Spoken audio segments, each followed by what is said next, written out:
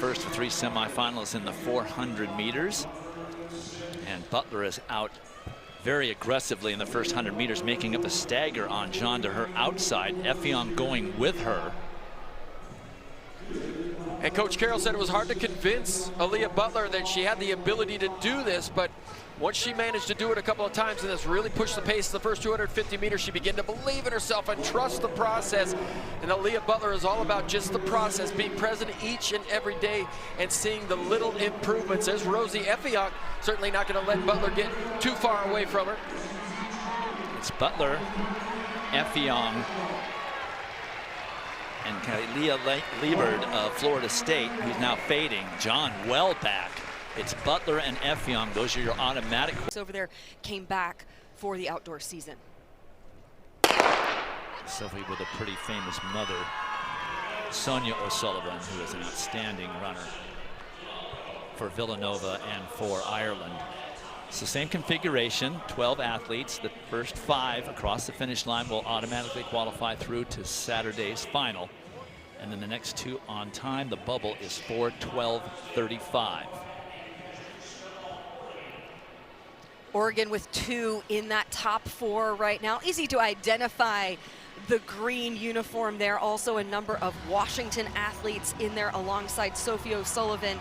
You have her teammate Chloe Forrester as well. And in talking about Claudia Kazmierska, she has the best career lifetime best of anyone in the field. She's gone sub 4 minutes for 1500.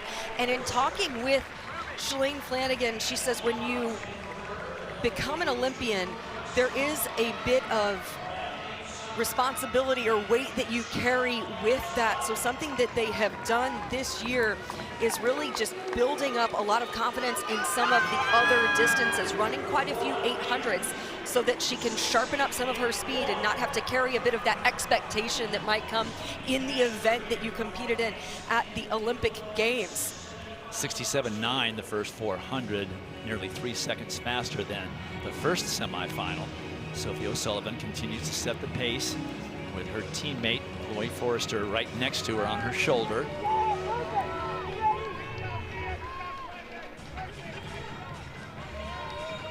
And it appears the pace is slowed from that early opening pace.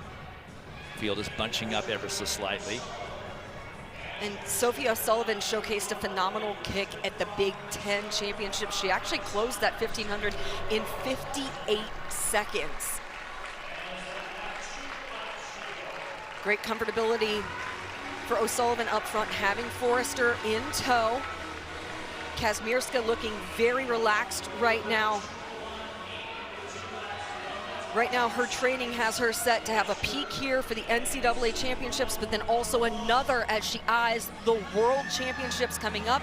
Shalane Flanagan said she's getting really close to the fitness level that she showcased going into last year's Olympic Games as they go through, slowed things down significantly, 72 seconds. And you can see Kazmierska starting to creep up in lane 2. They're going really wide at this point. That's Lindsey Butler of Virginia Tech, who's nearly out into lane 3. Butler, an indoor national champion.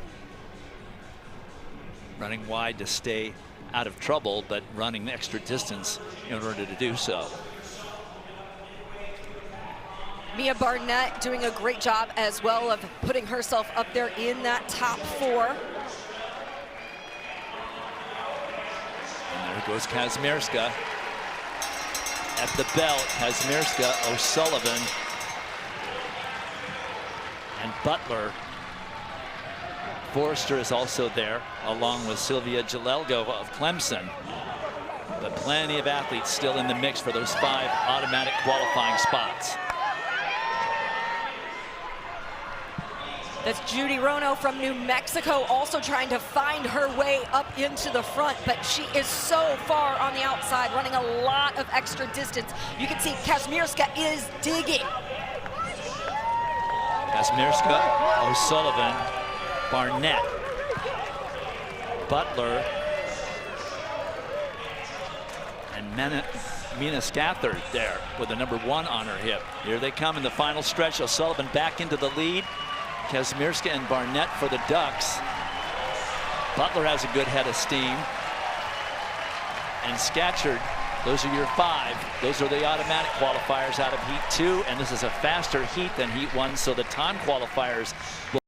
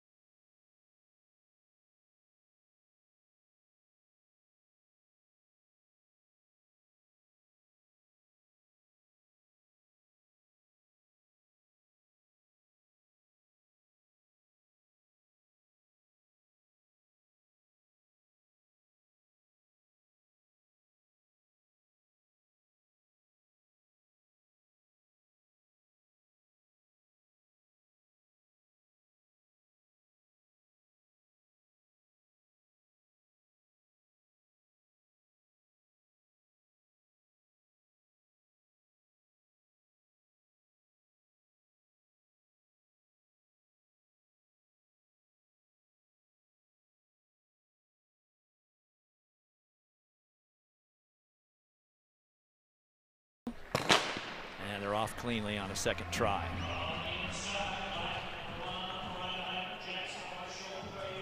We noted Rivaldo Marshall at the beginning of this. You can see him quickly getting out front. Mentioned the fact that he was the NCAA champion indoors in 2024. Really motivated coming into this outdoor season because he actually missed this year's indoor championship meet. So now looking for a bit of redemption on the national stage and looking to translate that success he had indoors to the outdoor season. Also highly motivated, not just for this individual event, but the opportunity to score points for his team. Obviously saw Tyrese Taylor in the earlier rounds well navigate through. Rivaldo Marshall has been looking very good over the course of this outdoor season. Slower through the first 400 in this semifinal, 53.4, about a second slower than the last 2. Marshall has the pacing well in hand. Robban on the rail right behind him. That's Brian Koye of Clemson, and Kenya on Robban's shoulder. And Robban's going to have to navigate through some traffic as you see Kyle Reinheimer with a huge surge down the backstretch. A little bit of contact there because everyone's trying to get into full stride, and they are so tightly bunched coming off that turn. Reinheimer looking fantastic right now. Marshall making the adjustment when he felt Reinheimer come up on his shoulder. So it is Marshall who has led from the front. Reinheimer, now here comes Robban back. And for Virginia Tech, that is Christian Jackson trying to get through on the rail and successfully doing so. It's Marshall and Jackson who are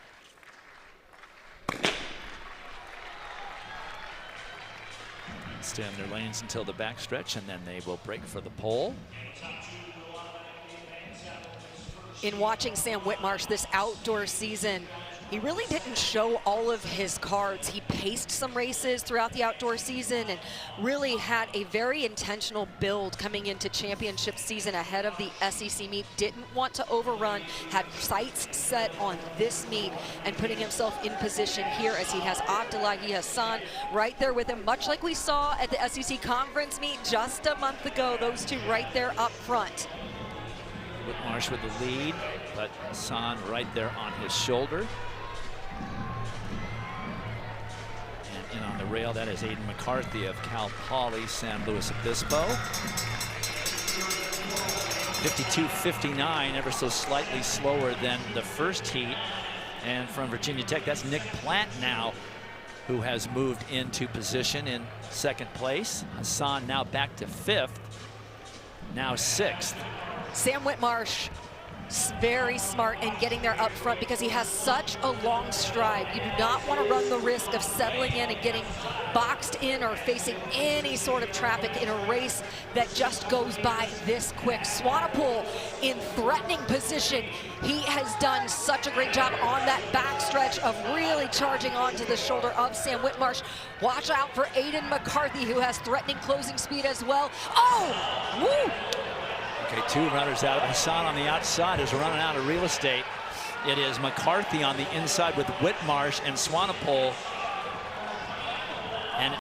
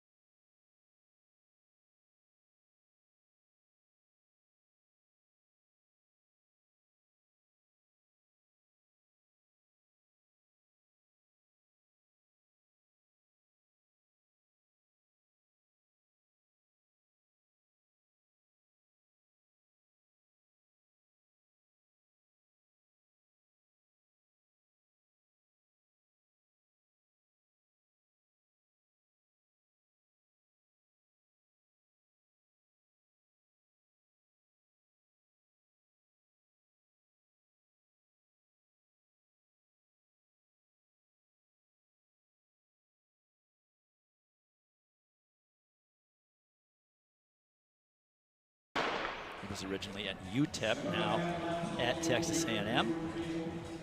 12 athletes, and like the 1500, the first 5 finishers of each of these semifinals automatically qualify through to Friday's final. Then the next 2 fastest times that were not auto qualifiers. Here are your list of competitors.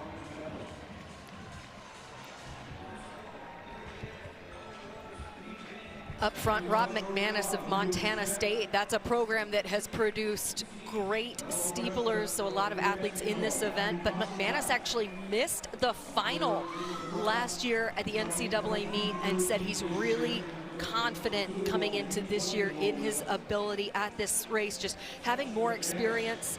He says he's been thinking back to the last few national meets when he has not performed the way he's hoped, and that has been his motivation all outdoor season long. As you see Matthew Kosgei darting there up to the front. This is what a lot of people expected, that he would be one who want to make this a more honest pace, even in qualifying. They anticipated that the opening few laps would probably be around 64 seconds early on because of that front leading style of Matthew Kosgei. So Kosgei, along with Kibiego and Kerwa, all Kenyans, and Kenya has an amazing tradition in this event, the steeplechase. And I have to say, Kosgei is one of the better hurdlers I remember seeing in a while from Kenya. So we are underway in this first of two semifinal heats. We are going to step away for a moment and come back and show you the finish of this first of two semifinals.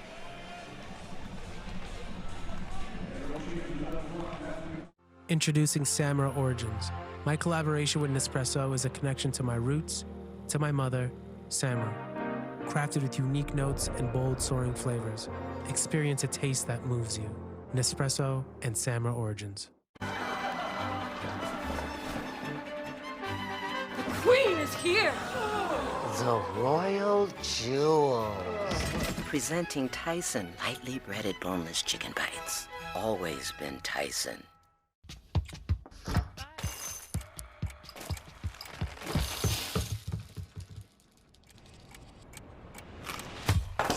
Good morning. Start with the goodness of Cheerios. And try Cheerios protein. Check this out. Okay. Garlic buffalo, disappear. How did you do that? Honey, he's a magician. Let him do his thing. So, can we magic it back? I haven't learned that part of the trick yet. See what happens when you get on a magic hit, Dad? Could have been drums. Since 1983, Nissan has been assembling award-winning vehicles for you, right here in America. And we're committed to keeping our lineup affordable and free from new tariffs. That's why we've lowered MSRP on our best-selling Rogue and Pathfinder. So you can get the car you want, at the price you want, knowing Nissan is here for you. Now get 0% APR financing for 60 months on the 2025 Nissan Rogue or Pathfinder. I told myself I was okay with my moderate to severe rheumatoid arthritis symptoms. With my psoriatic arthritis symptoms. But just okay isn't okay. And I was done settling.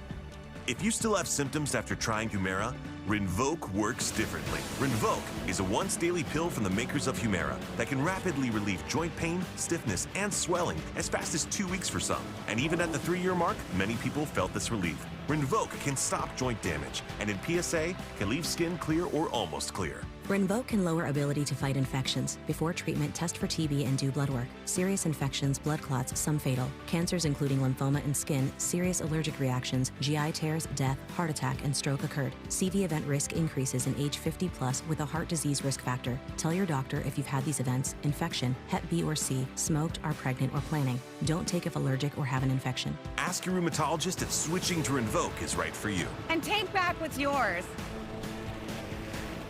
At Ace, however you grill, we've got the perfect one for you. Because only your local Ace has all the best brands in one place, like Weber, Big Green Egg, Traeger, and Blackstone.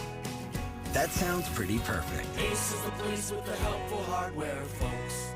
Winning teams aren't built overnight. Look at the attention to detail here. No fouls, no whistles, no hidden fees. One reliable carrier all the way through. This is what happens when the whole team buys into the system. And we are back in Eugene. A little bit past halfway of this first semifinal heat in the 3,000-meter steeplechase. That is Rob McManus of Montana State on the rail and in the lead. Right next to him very closely, who had the lead for quite a few laps, Matthew Kazgai, the freshman from New Mexico. And then Joffrey Kerwa in the all black of Louisville on the inside of lane number 2, as well as Victor Kibiego, who is moving up.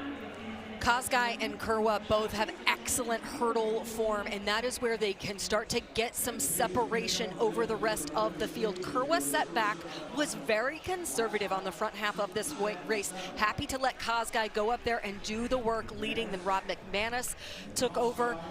Kerwa's coach, Joe Franklin at the University of Louisville, said you can gain a meter on someone at every barrier if you are effective and efficient enough. That's now, as we get to this portion of the race, where Kerwa will look to try to get some separation. One thing, too, to factor in.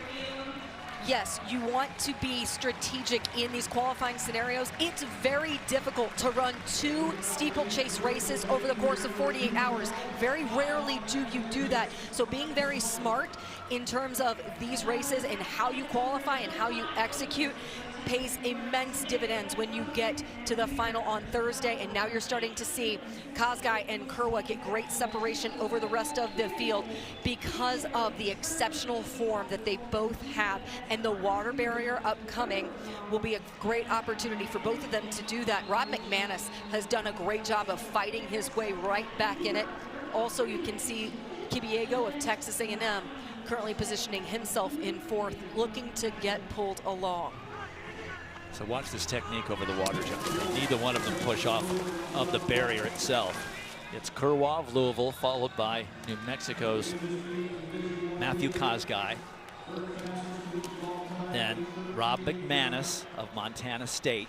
And one thing about Kerwa, we're not exactly sure just how good his form is coming in, because after he ran that incredible time earlier this season, they spent time on off events. He actually ran the 10,000 at the conference meet because Joe Franklin said, I need you to lead as long as you can to get used to pressing, to figure out and learn how to be uncomfortable in these off event type of situations. So hasn't done a ton of barrier work, hasn't over raced the steeplechase, so he could be as fresh as possible. So he's even better than he was when he ran that incredible 8:13 early in the outdoor season.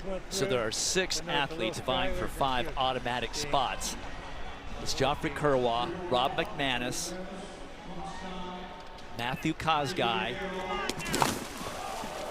and down goes, that is McManus, who was the one that did not qualify last year, but he is in 5th place. It's just 5 now. These 5, if they don't fall down or trip over this last barrier, are the automatic qualifiers from this heat. The close of Christian Imroth from Eastern Kentucky as well. He made incredible moves over the last 200 meters. He's been lurking back in 6th and 7th, staying out of trouble. There are your 5 qualifiers. And that is Brett Gardner of NC State coming in 6th, hoping that